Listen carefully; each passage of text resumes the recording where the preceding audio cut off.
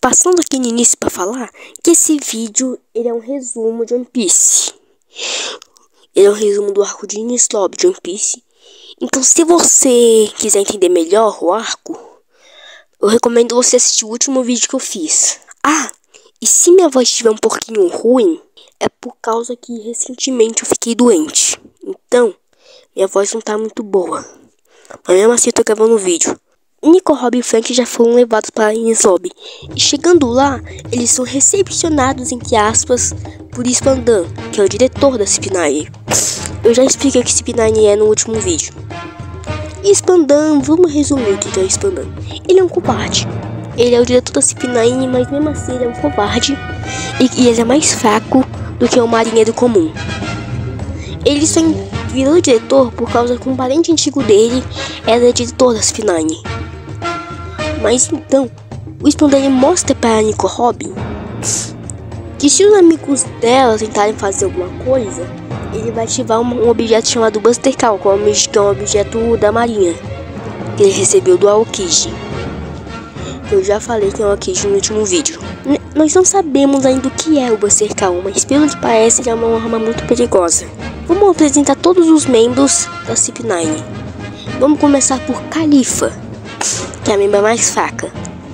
Califa, ela não possui nenhuma Akuma no Mi, mas ela é muito boa em artes marciais e também é secretária de Spandan.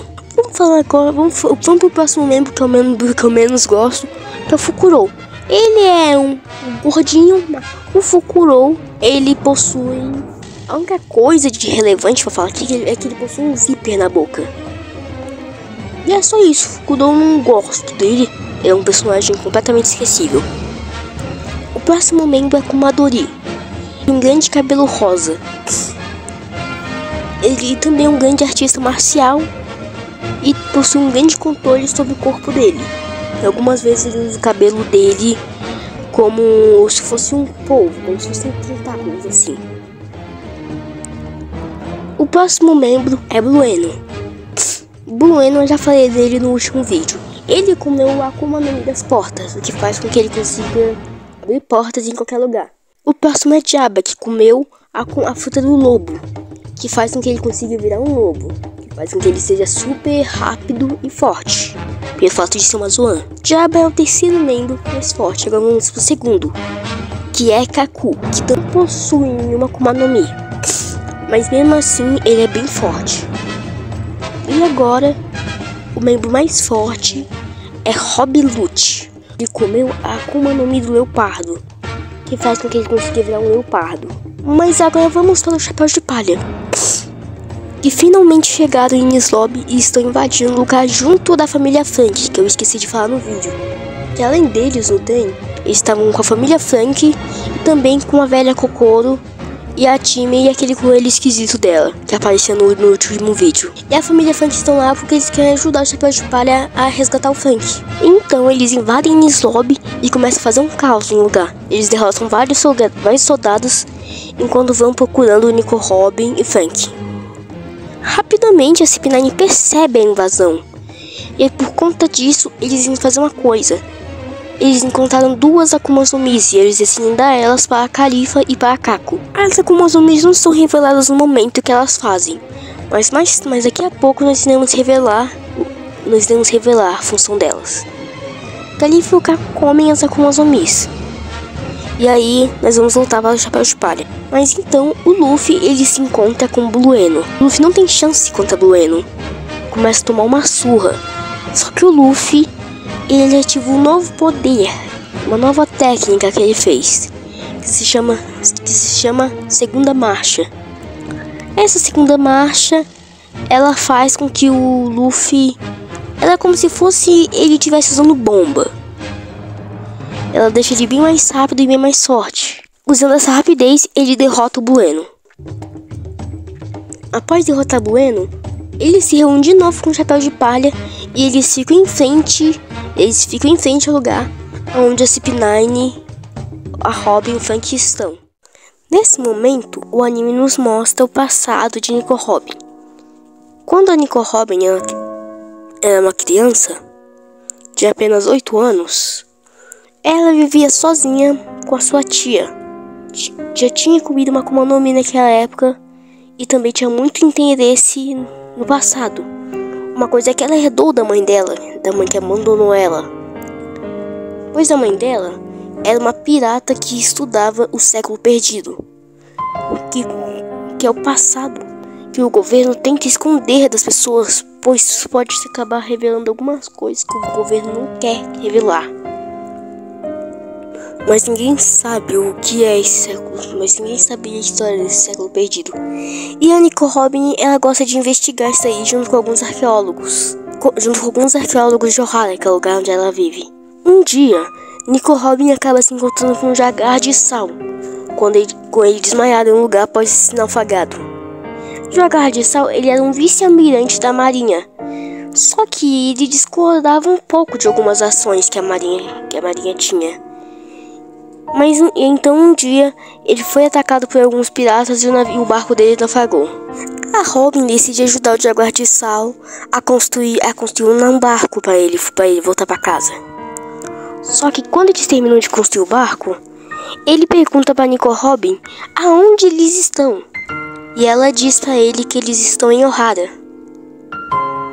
Nesse momento, o jaguar de sal fica desesperado e fala para Nico Robin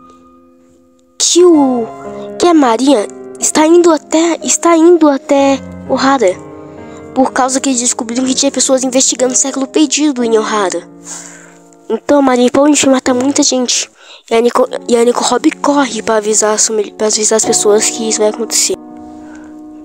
A Olvia, que é a mãe da Nico Robin, ela também descobriu que a marinha ia atacar Ohara e decidiu ir lá para tentar salvar as pessoas.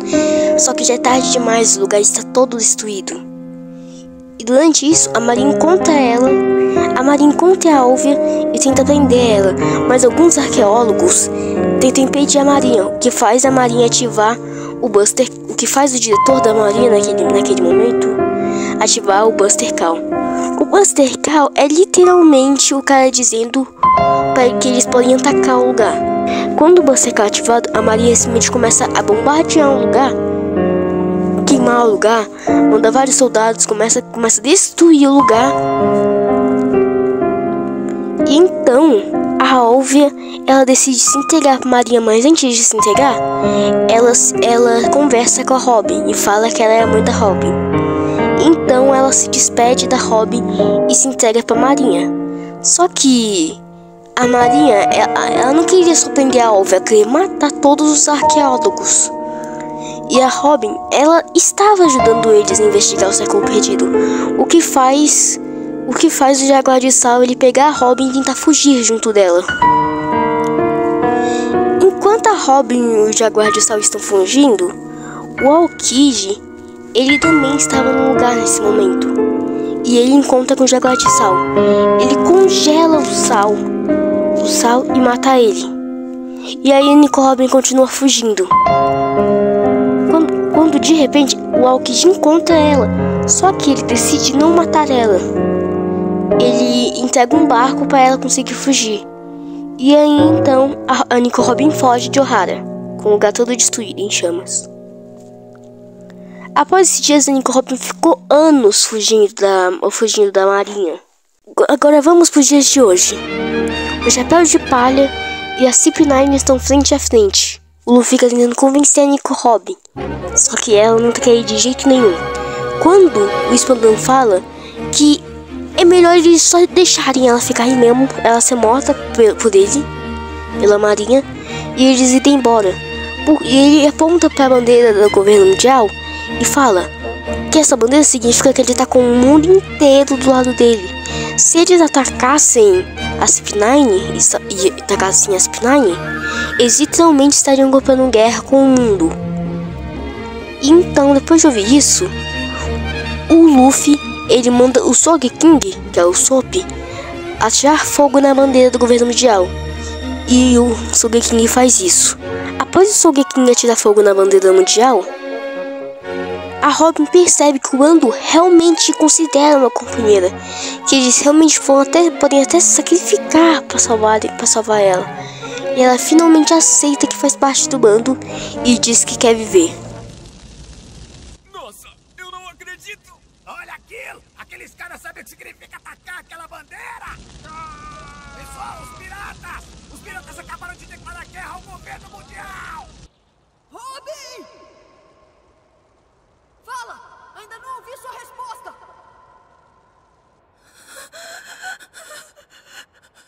Fala que você quer viver!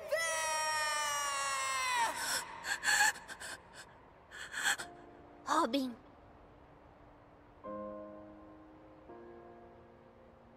Robin! Viver. Eu pensei que nunca poderia desejar isso. Ninguém nunca me permitiu isso. O mar é vasto, garotinha. Mas um dia, com certeza, você vai encontrar companheiros que vão te proteger.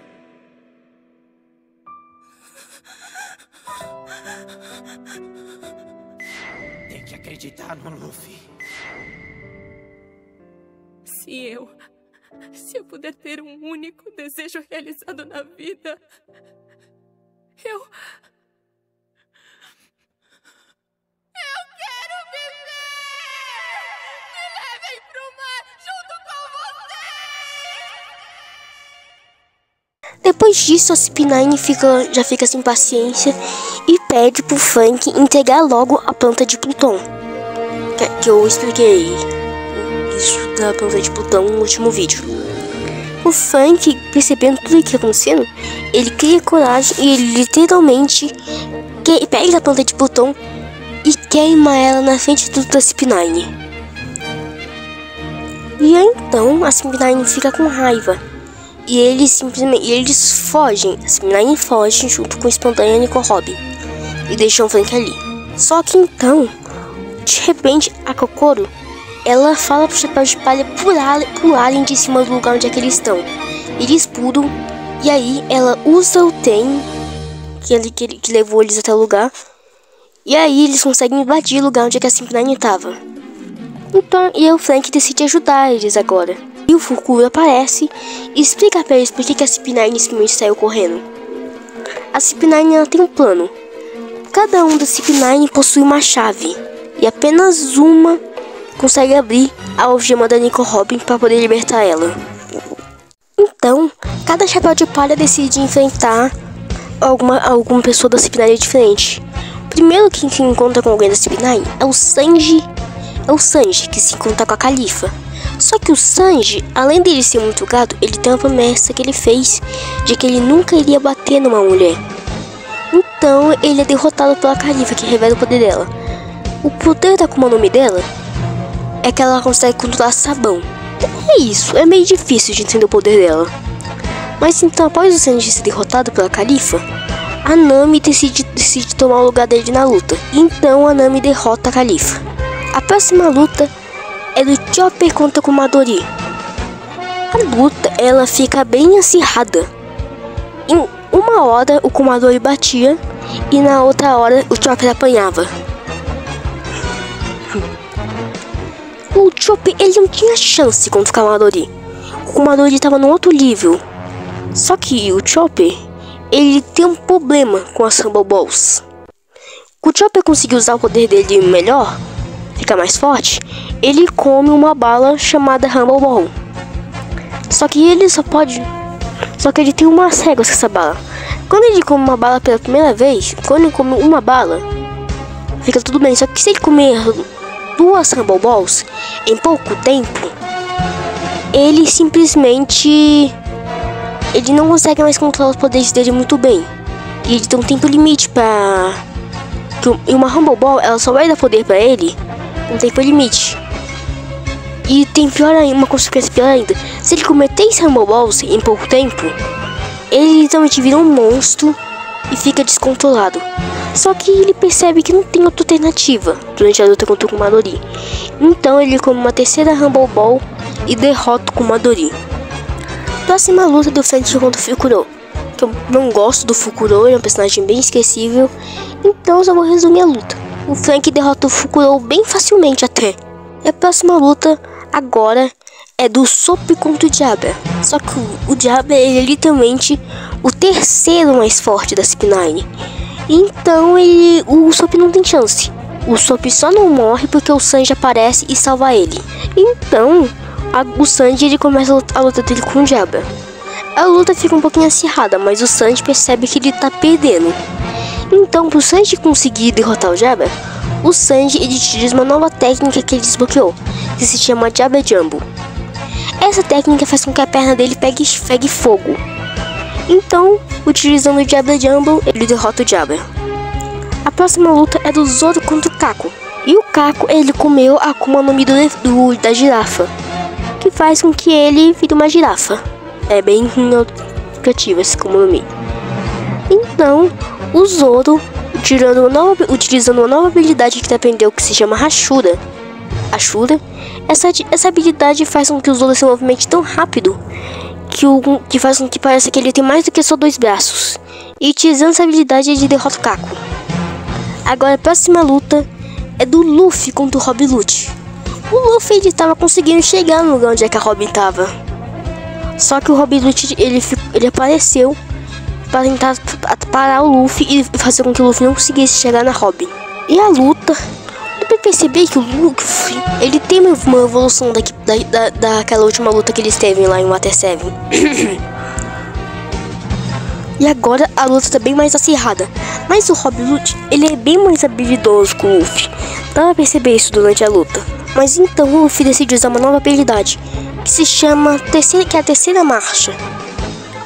Essa habilidade, basicamente, ele morde o dedo dele e infla a mão dele, fazendo ele ficar com uma mãozona. Só que isso ainda não é o suficiente para derrotar o Rob Lute. E aí o Issan percebendo que os Mugiwaras estão conseguindo chegar perto dele, ele decide ativar o Buster Call. E os lugares começam a ser destruídos pela marinha. Só que mesmo assim os Mugiwaras conseguem chegar onde a Robin tá, derrotam o Spandan e salvam ela utilizando uma das chaves. Então, só que o Luffy ele ainda tá lutando com o Rob Lute. E o Luffy ele fica... esses poderes que o Luffy usa deixam ele bem cansado. Então, a situação tá ficando um pouquinho ruim pro Luffy. Então os Mugiwaras decidem ir até onde o Luffy tá lutando com o Rob Lute pra ver se o Luffy tá ganhando. Só que o Luffy, ele já tá caído no chão de cansado por conta dos poderes e das habilidades que ele tá usando.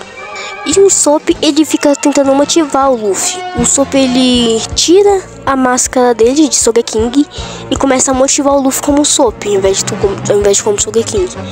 E isso motiva o Luffy bastante. Então ele se levanta e utiliza um Gomu Gomu no Jetogetten para derrotar o Rob Lute.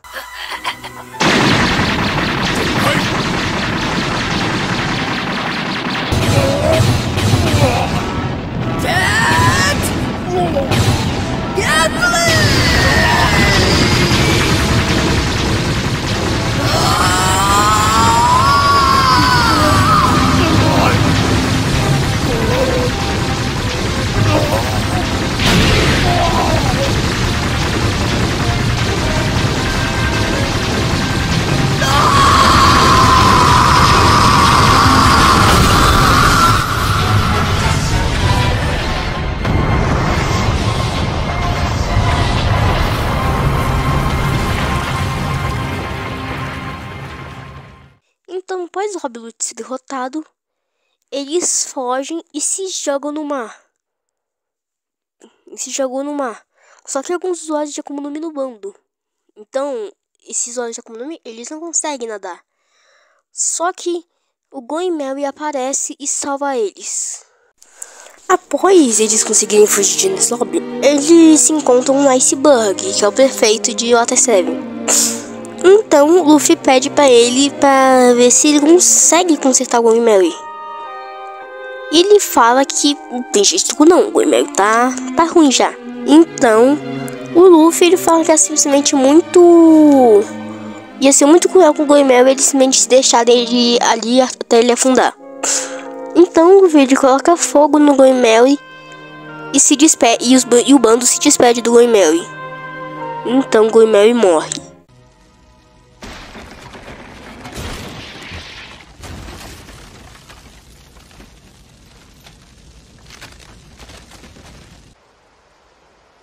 desculpem.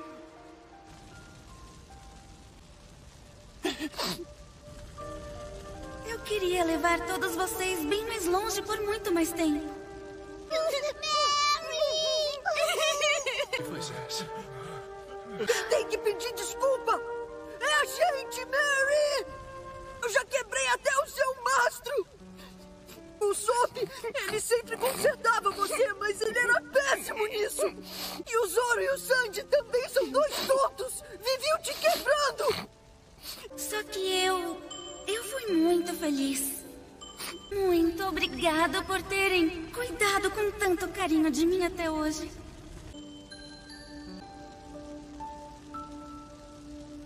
Eu fui feliz porque eu tinha vocês.